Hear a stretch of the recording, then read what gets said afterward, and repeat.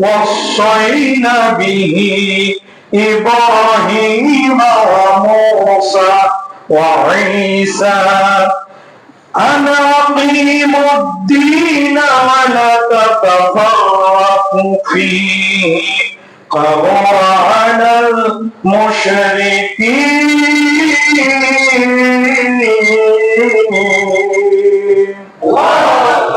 ما وصينا به إبراهيم ইব্রাহিম আলাইহিস সালামকে এই নির্দেশ দিয়েছিলেন আনা আকিমুদ্দিন, সেই নির্দেশটা কি? তোমরা এই জমিনের উপর দিন প্রতিষ্ঠিত করো।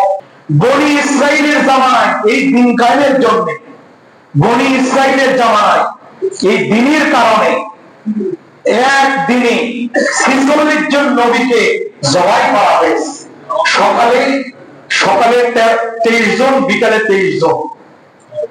পৃথিবীর সমস্ত মুসলমানের রক্ত যদি একদিকে করা হয়, একটা পয়গম্বরের এক ফোঁটা রক্ত, এক কাতরা রক্তের সমান হবে না।